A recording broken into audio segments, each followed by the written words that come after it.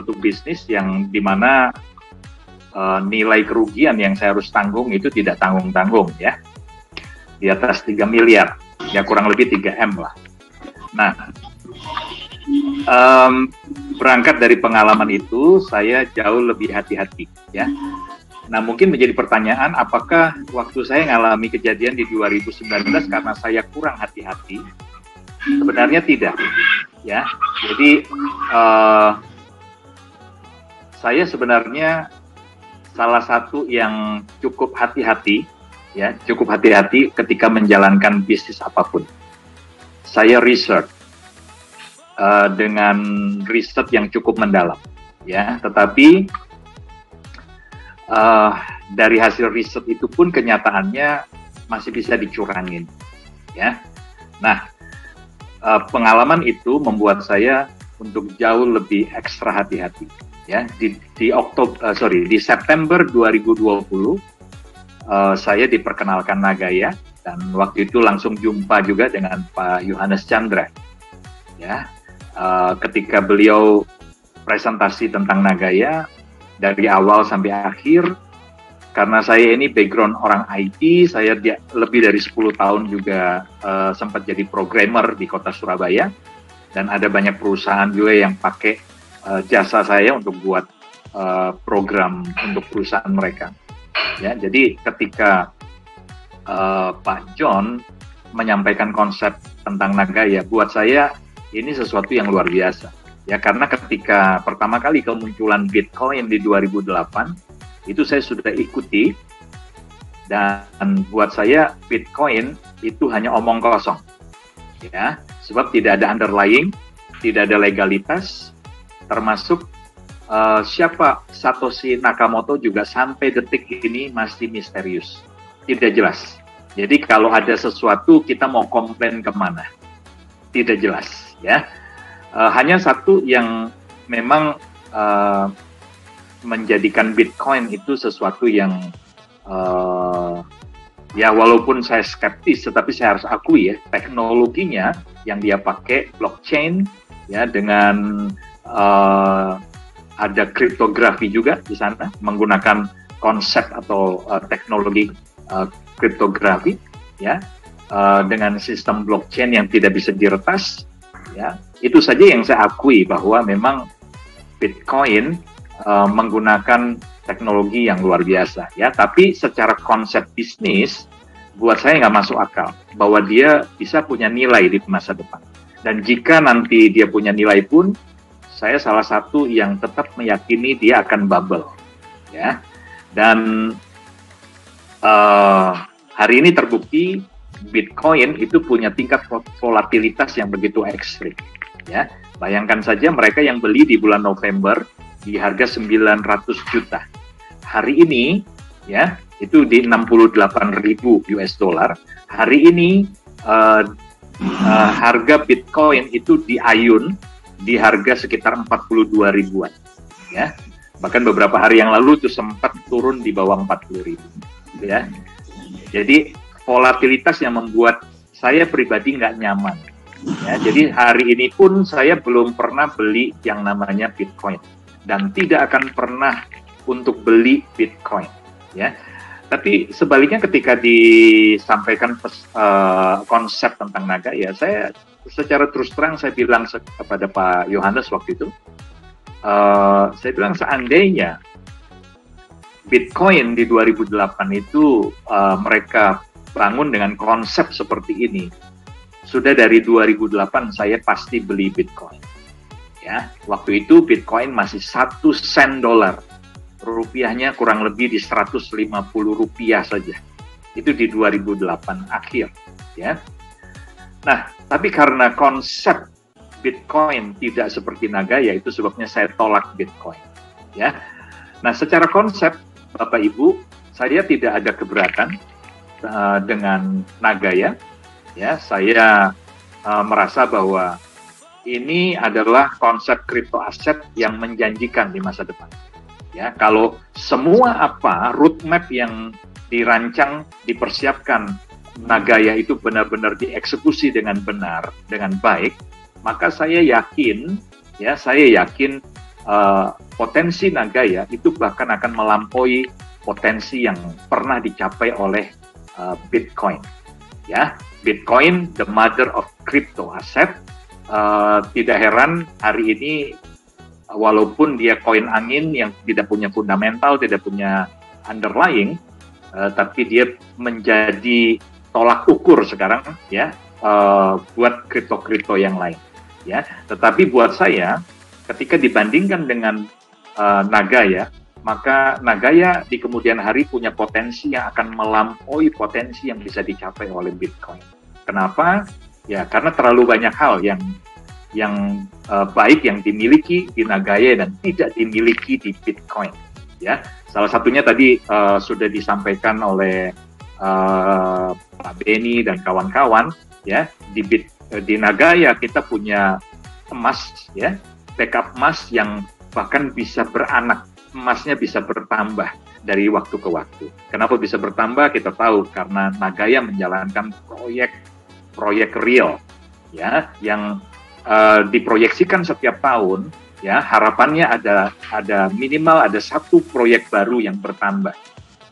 Jadi jika kita nanti hold Nagaya 10 tahun ke depan saja, maka minimal, ya, harapan kita Nagaya sudah akan menjalankan 10 proyek.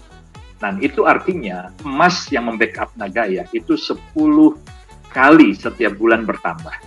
Artinya setiap 3 hari sekali potensi emas atau gramasi emas yang membackup Nagaya itu bertambah. Ya, belum lagi kalau kita bicara benefit yang lain berupa profit sharing yang kita terima dari hasil proyek, dari keuntungan proyek yang dijalankan. Ya, jika 10 tahun Bapak Ibu Anda masih bersama dengan saya, kita sebagai holder, ya, kita masih pegang Nagaya 10 tahun ke depan, maka kita akan menikmati, ya, harapan kita akan menikmati pembagian profit sharing setiap 3 hari sekali. Bayangkan, sebulan ada 10 kali keuntungan proyek yang dibagikan. Ya, tadi Pak Beni singgung, ini seperti konsep saham. Tapi kalau perusahaan IPO yang sudah IPO TBK membagikan dividennya, itu ada aturannya. Mereka hanya bisa bagikan itu setahun sekali, minimal setahun sekali. Bahkan ada yang 2-3 tahun baru kemudian bisa membagikan dividen. Ya, tapi di Nagaya ini luar biasa, ya, karena kita bukan TBK, kita juga bukan perusahaan, bukan emiten, ya. Jadi kita adalah crypto asset dengan konsep hybrid yang luar biasa, sehingga kita berpeluang untuk menikmati benefit jangka panjang yang luar biasa. Dan sekali lagi, ini tidak dimiliki oleh Bitcoin sekalipun, ya, yang merupakan recording in progress, mother of crypto, ya. Nah, jadi saya bilang terus terang kepada Pak Yohanes, saya tidak ada masalah dengan konsep, ya, tapi justru menjadi sebuah hal yang agak sensitif buat saya pribadi ketika saya tahu bahwa Nagaya ini menawarkan profit sharing dari proyek real yang dijalankan. Ya, pengalaman traumatis di 2019 itu muncul lagi.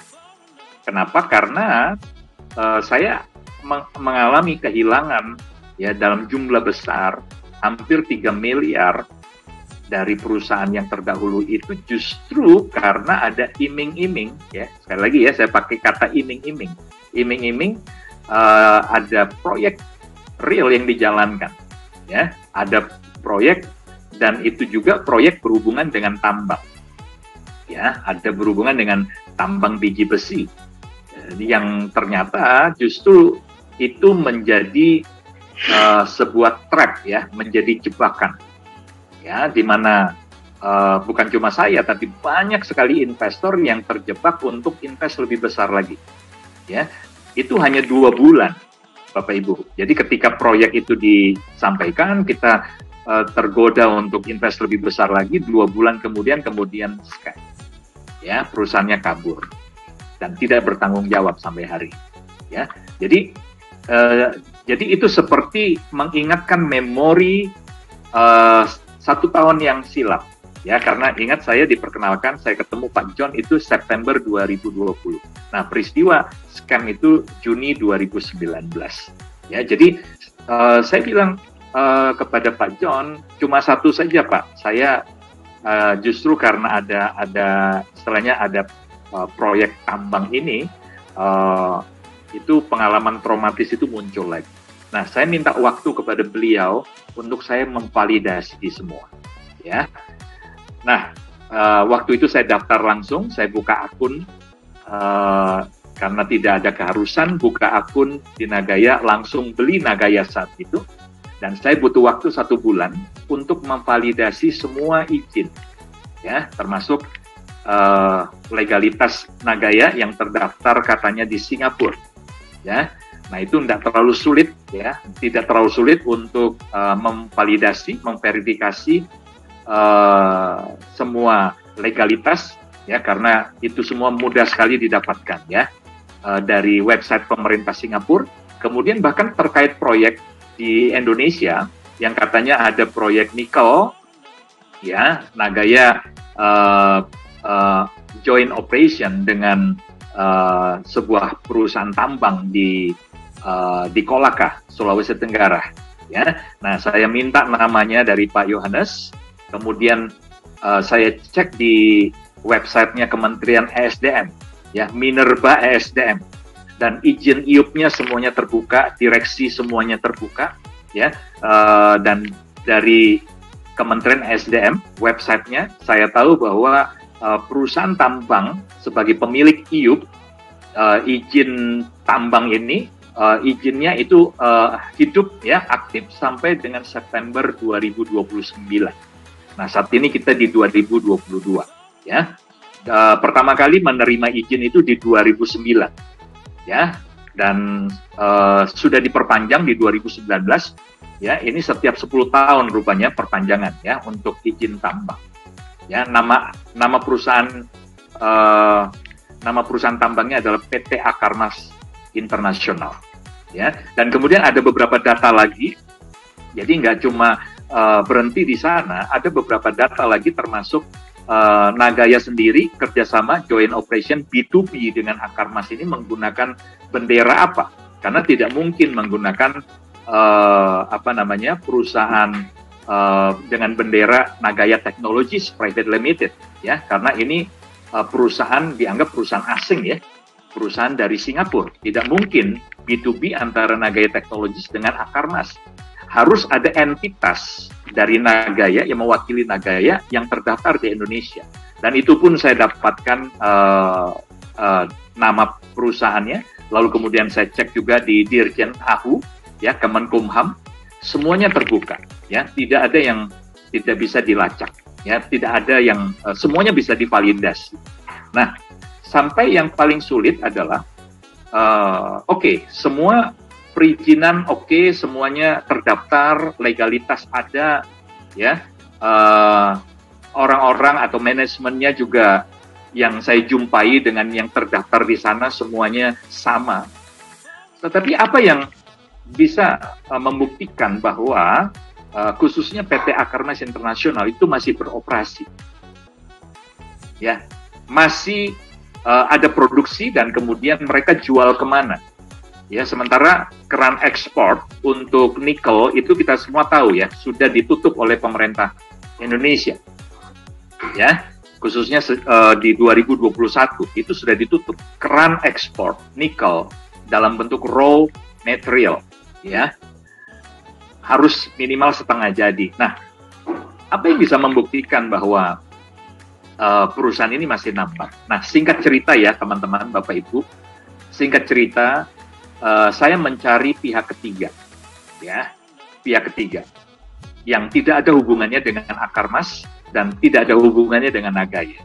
Jadi saya membutuhkan pihak ketiga yang netral. Nah, setelah 3 bulan pencarian dari bulan September, Oktober, November, Desember, saya coba menghubungi kawan saya. Ini kawan SMA saya. Kebetulan dia sedang berkecimpung di dunia tambang timah, ya, di Bangka, di Pulau Bangka. Nah, saya coba telepon beliau, ya, walaupun saya tahu timah dengan nikel itu jauh sekali, nggak ada hubungan. Tapi harapan saya, kawan saya ini dia punya channel, dia punya teman-teman yang juga bergerak di bidang nikel. Dan puji Tuhan ternyata dugaan saya tidak salah. Ternyata kawan saya ini punya kawan baik, ya bahkan partner bisnis, ya partner bisnis dia yang tahu betul tentang nikel, ya. Dan saya coba validasi dengan beliau, Bapak Ibu, ya. Dan itu di bulan Desember ya, saya sudah ketemu ada super pihak ketiga yang paham tentang nikel, dan ternyata beliau juga paham, ya beliau tahu tentang akar emas internasional. Nah, bahkan produksinya kemudian dijual kemana, ya beliau tahu. Rupanya beliau ini benar-benar memahami, ya seluk-beluk bisnis nikel. Ya, nah tanggal 6 Januari masih suasana tahun baru seperti hari ini ya. Ini 1 tahun yang lalu, saya ajak kawan saya yang dari Bangka itu, ya, lalu kemudian kawan yang dari Bangka ini juga ajak temennya yang orang nikel yang adalah partner bisnis dia juga. Kami jumpa dengan Pak Yohanes Chandra tanggal 6 Januari 2021. Ya, itu di Sumarekon Mall Serpong jam 11 siang. Nah, yang buat saya surprise dan cukup terkejut adalah ketika dalam pertemuan itu baru kemudian kami semua mengetahui, khususnya saya, ya, kami tahu bahwa ternyata kawan yang orang nikel ini itu pernah sekitar 10 tahun yang lalu nambang di PT Akar Emas Internasional. Di kawan ini 10 tahun yang lalu pernah nambang di Akar Emas Internasional, dan bahkan beliau kenal baik dengan direktur, ya, direktur dari perusahaan tambang ini, ya, yang tidak sempat foto berdua untuk kirim ke direktur dari PT Akar Emas, ya. Jadi teman-teman, Bapak Ibu, itu cara saya memvalidasi, dan karena ada pihak ketiga yang memvalidasi, maka hari ini saya memutuskan. Jadi sejak Januari 2021 tahun lalu ya, saya memutuskan untuk fokus di Nagaya. Ya, jadi hari ini bersama dengan Fian juga dari Kalimantan, ya, kami sangat fokus ya di Nagaya, karena kami yakin bahwa Nagaya ini keren, bukan saja konsepnya keren, melampaui apa yang sudah pernah dibangun oleh aset-aset kripto lain di luar sana, tapi juga legalitas jelas, ya. Kalau bicara proyek-proyeknya juga bisa divalidasi, ya. Kalau bicara emas yang disimpan di The Safe House juga berkali-kali manajemen menawarkan jika ada kesempatan ke Singapura, kita juga boleh ikut memvalidasi, diajak untuk boleh lihat emasnya yang tersimpan di The Safe House. Jadi menurut saya untuk hari ini Nagaya sudah tidak ada dua.